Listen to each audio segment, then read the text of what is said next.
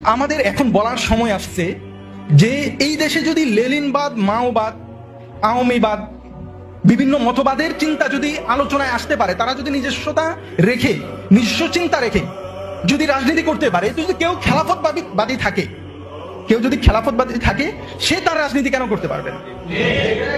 অনেকে বলবে যে এই খেলাফতবাদীরা তো গণতান্ত্রিক না। আচ্ছা, মাওবাদীরা কি গণতান্ত্রিক? কিংবা লেনিনবাদীরা? তাদের তো এই গণতান্ত্রিক সিস্টেমের না। তো তারা যদি তাদের বক্তব্য রাখতে পারে, আমি যদি খেলাফতবাদী হই অথবা অন্য কেউ হয়, সে কেন রাখতে পারবে না? এই রাষ্ট্র কাঠামোর মধ্যে আমাদের এখন প্রকাশ্য বলার সময় আসছে, আমি এই ধরনের রাষ্ট্র চাই। তুমি চাও না, তুমি তোমারটা বলো, আমি আমারটা বলবো। আমার কথায় তুমি বাধা দেওয়ার কি? আমি বলবো যে আমার রাষ্ট্র কাঠামো হবে খেলাফতের, যে রাষ্ট্রে ইনসাফ থাকবে, যে রাষ্ট্রে কোনো জুলুম হবে না। এই কথা তুমি তোমার মাওবাদের কথা বলো, আমি বাধা দিচ্ছি না। তুমি তোমার লেনিনবাদের কথা বলো, আমি বাধা দিচ্ছি না। আমার খেলাফতবাদের কথায় তুমি বাধা দিতে পারবে না। ইস্যু হলো আমরা এই কথা স্পষ্ট বলি না, আমরা ইনিয়ে বিনিয়ে বলি। ইনিয়ে বিনিয়ে বলার সময় শেষ। আমাদের এখন বলা উচিত, প্রত্যেকের বলা উচিত, আপনি পছন্দ করেন না, আপনি খেলাফতবাদকে সমর্থন করিয়েন না।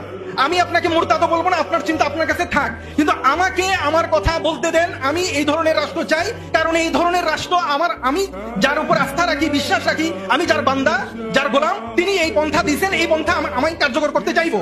এটা আপনার চিন্তার সাথে বিরোধ হলো, আমাকে এটা করতে দিতে হবে। এই রাষ্ট্র এই জিনিসটা যদি আমরা বলতে না পারি, এই জিনিস যদি আমরা করতে না পারি, তাহলে আগামীতেও আমাদের এই গুমের শিকার হইতে হবে, আমাদের নির্যাতনের শিকার হতে হবে। এই জন্য মৌলিক পয়েন্ট আমাদের ধরা উচিত। এই স্বাধীনতা তো আসলে, স্বাধীনতা শব্দটাও একটা ধোঁকা।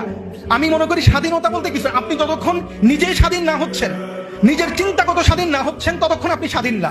তো যাই হোক, অন্তত এই আওয়ামী রিজিমের পতনের পর এইটুকু আমাদের বলা উচিত, খুব জোর গলায় বলা উচিত, তুমি তোমার মতবাদ প্রচার করো, তুমি তোমার মতবাদের সরকার চাও, আমি আমারটা চাইবো, তুমি বাধা দিবা না। এই কথাগুলো আমাদের স্পষ্ট ভাষায় বলা উচিত। এটা তো রাষ্ট্র, খেলাফতের রাষ্ট্র, এটা আমাদের চাওয়া। এটা পূরণ হওয়ার আগে ইনসাফের রাষ্ট্র, মানুষের রাষ্ট্র, এটা এই মুহূর্তেই আমার চাওয়া। এইটা এই মুহূর্তে চাই যে কেউ যদি গালি দেওয়ার কারণে বিএনপির লোকদের যে ধরনের সাজা হয়, আমার এই একই ধরনের সাজাই হওয়া চাই।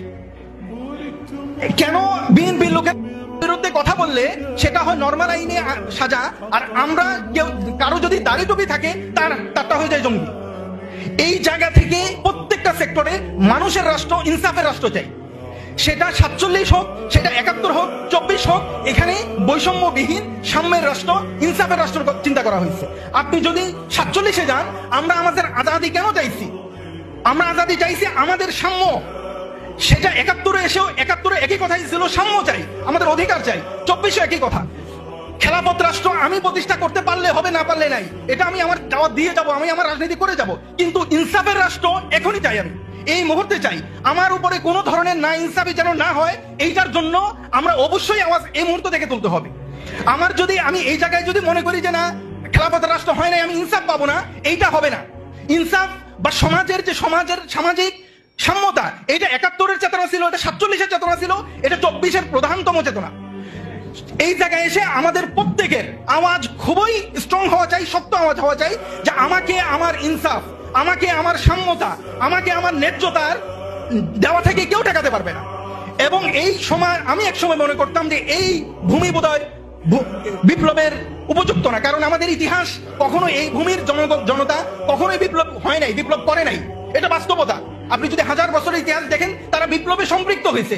সৈয়দ আহমদ শহীদ রহমতুল্লাহের সাথে এই অঞ্চলের ওলামারাও যুক্ত হয়েছে, কিন্তু এই ওলামার এই অঞ্চলের মানুষ নেতৃত্ব দেয় নাই। কিন্তু একই সাথে এটাও ঠিক যে এই অঞ্চলের মানুষ তো এখন এই অঞ্চলের না।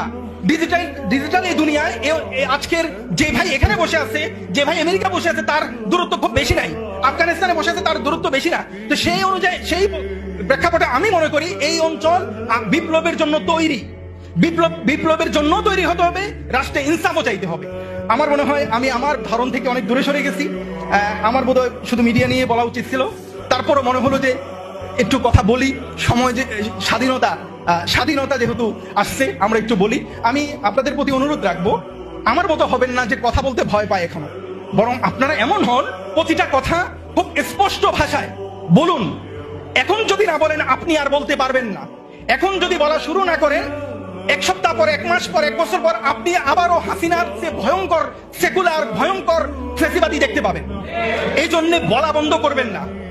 এবং যারা আপনার কথা আপনার টুটি চেপে ধরতে চায়, পাল্টা তাদেরটা ধরুন, তাদের টুটি চেপে ধরুন যে আমার কথা বাধা দেওয়ার তুমি কে, আমার অধিকার আমি বলবো।